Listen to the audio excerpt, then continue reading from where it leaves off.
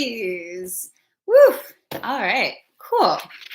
Well, I'm not sure if it was official yesterday, but it is official today that we are out through May.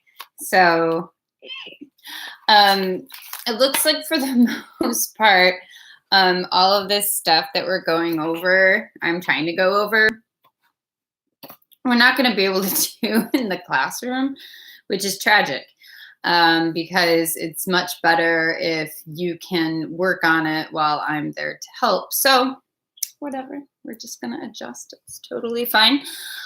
So what I'm going to do today, and this is inspired by a request yesterday from Michaela, thank you, Michaela, is I posted sorry, I just got so distracted for a second. Because one of my favorite YouTubers, she always just like all the time, and I was just like, why is she doing that? And it's the talking nonstop. Anywho, cool. So free response question review. I posted the free response question overview on Classroom, so you have that resource available to you. I'm going to walk through it just a little bit. So if what this is going to be is me kind of providing audio narration to go with it. I tried playing around with some different video software programs, but rather than do that, I'm just going to stick with what I relatively speaking know about to help you for now. Okay, cool. So free response questions, if you're, I'm just going to speak following along with the PowerPoint. So if you just pull the PowerPoint up while I'm talking, that might help. So with the free response questions, as a review, you recently did the von Thunen one. The purpose is to analyze, apply, and evaluate different geographic concepts. Okay, so what they might include will be verbal descriptions, such as describing Malthus's theory. It could be maps, diagrams, photographs, such as you saw in the von Thunen model. Agricultural questions typically involve either maps or photographs. So that will be something you see. It could be charts, could be nothing.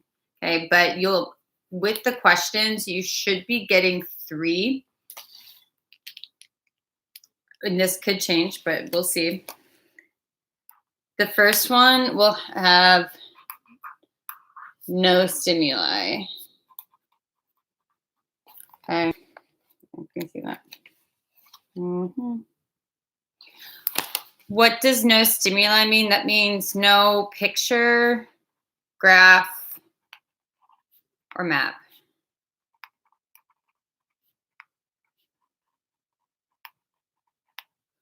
Okay. If something has no stimuli, that's what it means.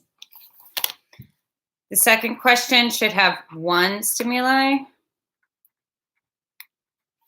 The third question should have 2 stimuli.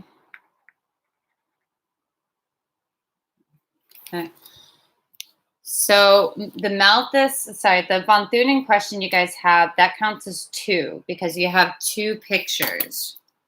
Right, so could be a picture and a graph. It could be a map and a graph, map and a picture. It's just as long as there's 2 stimuli, right? And so that means that your question, what they're assessing you is not only how well do you know the key concepts, but also how well can you apply those concepts. And by apply, just think recognize those concepts in the image. Okay. The best way to practice for that is to watch movies and TV shows, in my opinion. When you're doing that, when you're watching the Avengers Infinity War, and you are watching, you think, oh my God, Thanos is totally a neo-Malthusian. That's applying your understanding of the key concepts of population and demography to the movie. So that's the same thing as when you are looking at a picture and recognizing how that concept applies to that picture. So you can do it by kind of that practice. I think the most fun way to do it is by watching movies or TV shows. You could do it when you're reading magazines. You could do it when you're doing short stories. TikToks, how do different TikToks relate to them? But that's going to help prepare you for the stimuli questions. Okay, how can I recognize human geography in pictures, graphs, forms that I'm not familiar with? Okay. So there you have there. So now the next slide, what is it then that it's assessing? It wants to know how well you can reason, which is kind of a way of like writing and explaining. And do you know the key concepts? Remember, for this test, there's no multiple choice section. Okay, no multiple choice. And they want to make it something that can't easily be cheated on. Right? So I'm not sure exactly what that's going to entail, but they want it to be something that a student can't easily cheat on, and it's got to demonstrate your understanding of human geography. So based on that, my prediction is that you will not be getting a lot of identify and define questions. Why? Because they're just too easy to look up. They are coming up, they say their system is going to have some sort of a lock on it. So to prevent people from being able to cheat. I don't know what that's going to be. I don't know if that's real. But cheating is dumb because they're probably going to run everything through some Turnitin software, if I had to guess. And you don't have to cheat. A key giveaway that someone has cheated is that the answer is too good or too specific. When people are just remembering concepts off the top of their head, they tend to be approximate, meaning they shouldn't be perfect. If you, on this test, if you give a perfect definition, people will think you're cheating, which is kind of nice to think about, knowing that perfection is not real. So yeah, so I'm looking over there. All right, so that's what they want to see. So can you understand the prompt? That's probably the most challenging thing. Hey, ooh. Oh, okay. So thank you, Michaela, for that. I will go on and I will grade the FRQ for you, and then I can give you the feedback on it. College Board won't give you feedback on those, but I can give you feedback on the FRQ, just so you can see how you did. And hopefully you did well, but I'll go on and I'll grade it, and then I'll send you feedback directly. Thank you. Okay, cool. So understanding the prompt, that'll be the most challenging thing. Whatever you do, don't go to Google. Don't Google, what does this mean? Because something's going to come up from a shifty teacher like myself who puts in the wrong thing. How well can you organize your information? How well can you write a clear and accurate response? With that, don't get fancy at all. The language should be very clear, very dry. The first sentence should always directly refer to the prompt. Okay, directly refers to the prompt. The second sentence elaborates on that. Okay, that's your formula. You're not writing an English essay. It's basically a short answer question. Okay, so please don't feel like you have to write a lot. When you're understanding the prompt, make sure that you read the whole thing. Okay, don't just kind of start reading and then immediately start writing. You need to read the whole thing. Okay, note what content is being addressed. Think about it in terms of not just one subject area, but think about what all does this address. So if you have a question related to Von Thunen, you can think about it in terms of agriculture, but you could also think about it in terms of cities, the designs of the cities with that central business district. If you're getting a question about population, it might involve agriculture too, because if you have a large population, then how are you going to feed that large population? So what all is the content that the question is alluding to? In doing that, underlining the command terms will help keep you accountable. And then please make sure that you check to see if the question has multiple parts. More often than not, it will have multiple parts. You're going to lose points because you didn't answer all of the parts. So far, in all the FRQs that I've seen from you guys, they're good. You didn't get credit because you only answered the first half of the question. Okay, so this is something you are very capable of doing. It's just a matter of what happens is after you have the identification where you're like, oh, I know that, it's this. You just need to elaborate a little bit more on it. Okay? Cool. Then this next slide goes over, and I'm sorry, I wish I could like have it here. I don't know how to do that.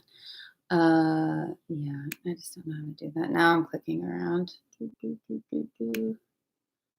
Pop out, chat, toggle. No, okay. No. No, wait. What's this? Share. No, I don't want to share this right now. Sorry, I'm trying to do this all at the same time. Anyway, okay. I'm just going to keep going with it. All right, so here we have all of those different command terms on that next slide. Analyze, assess, evaluate, compare, contrast, describe, discuss, explain, identify, define.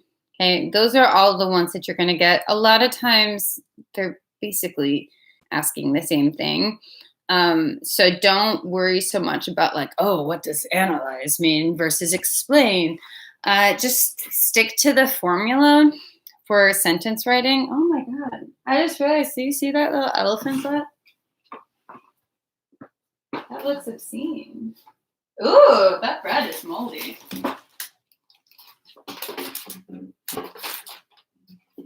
Ooh. Yikes. All right, cool. The point being, stick to the formula.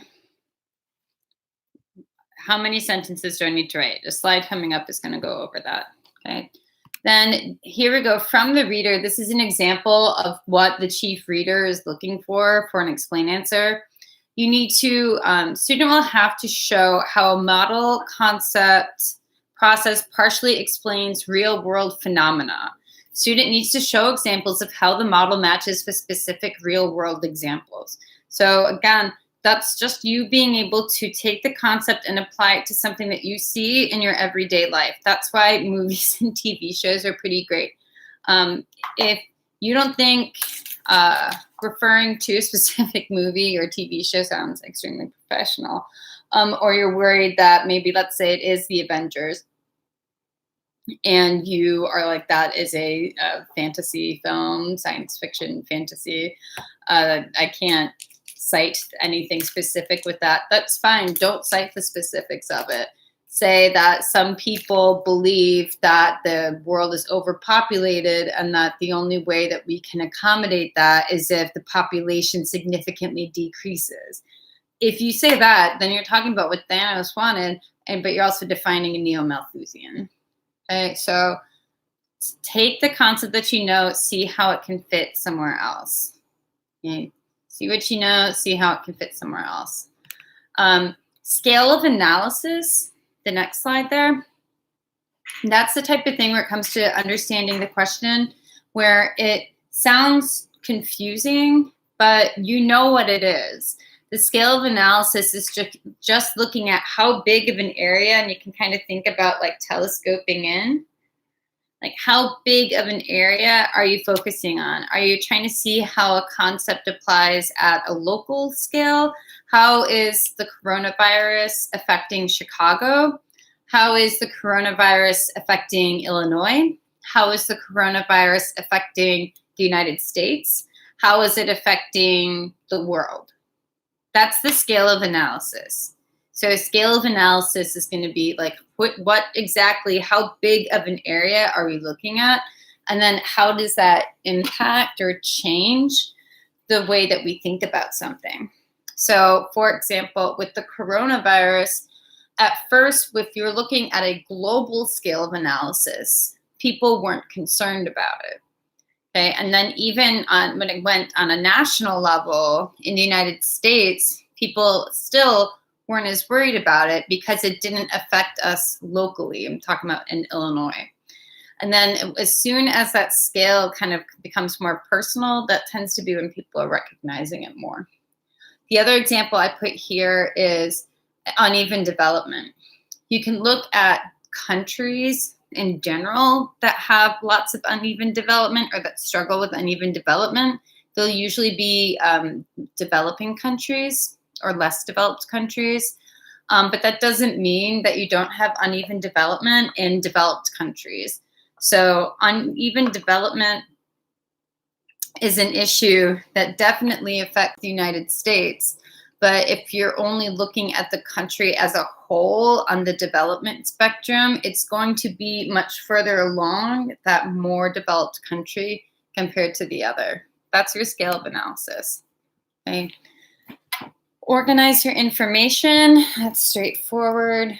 And then the next slide gives you the formula for how many sentences. So identify and define questions should be one sentence. But like I said, I would be very surprised if the exam has identify and define questions, just because they're too easy to cheat on.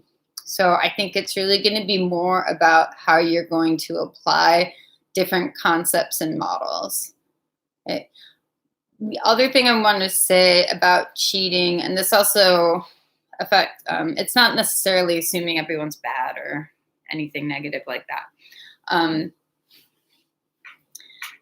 The thing with cheating / even doing the legal thing, which is using your notes, is that when you start to doubt what you know, that's when the responses struggle the most.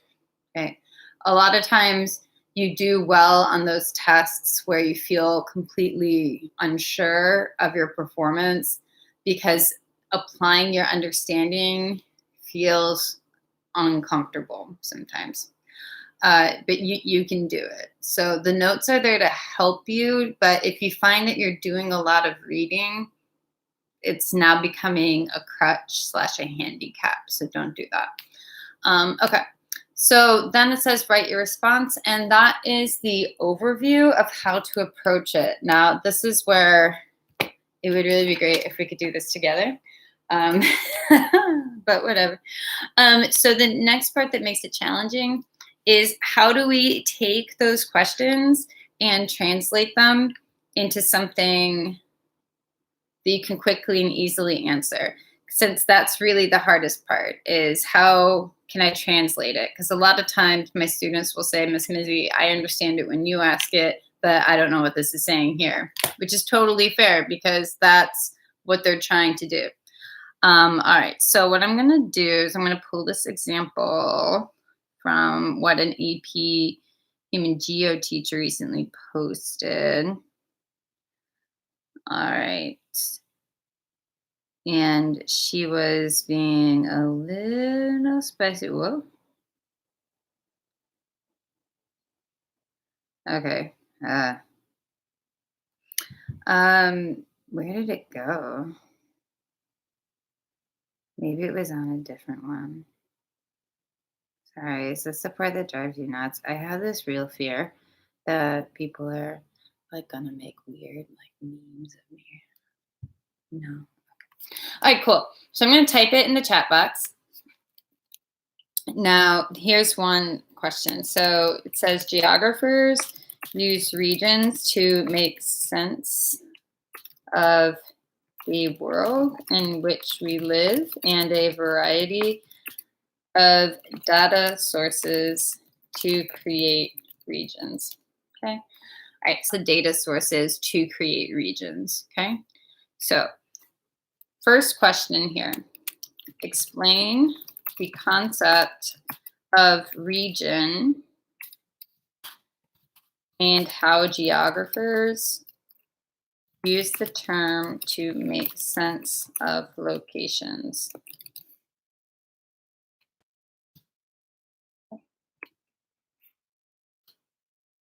Okay, so that's the first question there. And that, maybe this is just in my head, but looking at that right away, I would panic Because when I think region, I think I know what a region is, but what do they mean, the concept of region, and how geographers use the term to make sense of locations? I don't know what that means. Like it just like immediately my mind starts panicking. Okay, so what we want to do is just find a way, how can we break this down? Explain the concept of region. All right, so when I think that, explain the concept of region, I think I'm just going to say, all right, sentence one, define region. Okay, so if I need to explain the concept, I would define it to somebody. Okay, and then since it says explain, for that, I would probably think about having a 2-sentence definition. Remember, each sentence doesn't have to be very long. Okay, so think about what you know about regions, and then that's how you're going to answer it. So first sentence can be just your simple definition of a region. Okay. Second sentence then can be different examples. So if you're not sure, remember that examples help explain something.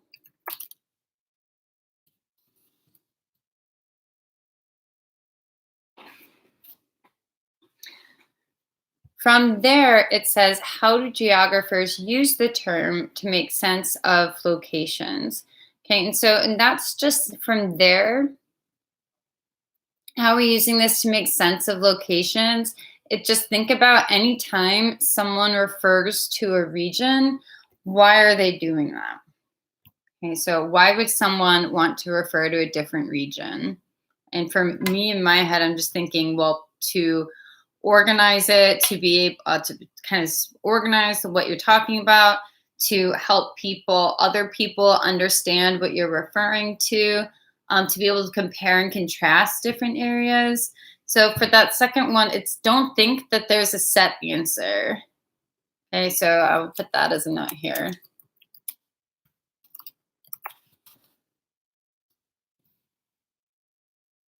Or a right or wrong.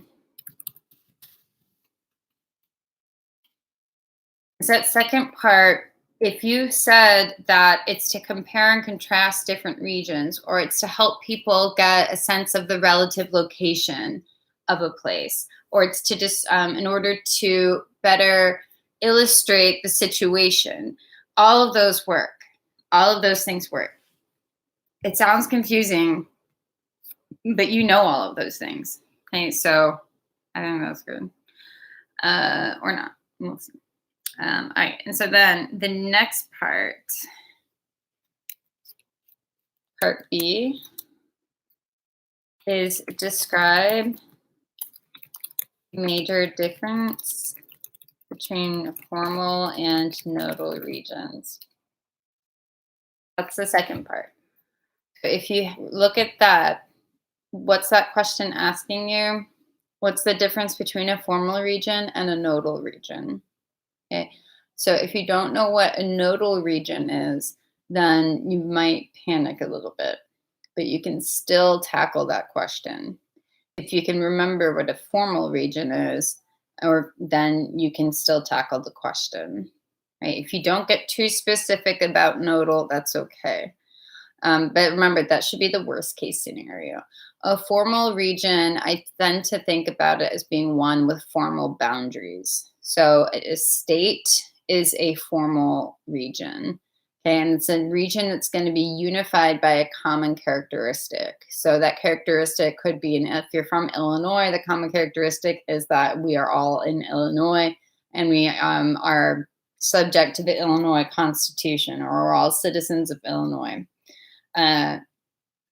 If it's a nodal region, that's a functional region. And so a nodal region is all going to be based around what function is uniting that region. So for example, District 299 is a functional region. What is District 299? It's the Chicago Public School District. Right? That's a functional region. Everyone is united within that district based on a specific function. And the center of that node is going to be like the center of the city. I keep getting like little buzzies. Ooh, no, maybe a little bit. Cool. All right, excellent. So that is the main one that's going to be for there. So that's the example for using this one on regional geography or thinking geographically, how we could apply those terms. So hope this is helping. No, wait, sorry. Whew, I swear, learning is not about a teacher just yapping at you, but it's really hard when you can't like interact. Who is tired of me saying that? You can't hear you, Miss Nosy. I know, I know. So I'm going to now different questions that can help. And hopefully with Zoom, we can get some more interaction. I do appreciate Michaela throwing out some chats there, though. I mean, that is kind of keeping me sane right now. I don't know about you, but I have been accused of cracking. Mr. Mizzy said that. Because it's getting a little weird. And the fact that we're not going anywhere for another month, apparently, I'm like, what? And my birthday is coming up. And what are we going to do? Nada. I don't know. You'll get like all dressed up or something. I don't know. Alrighty. Cool. So I wanted to pull up a different example of a free response question. Da, da, da. All right. And let's do this one. This is kind of dumb.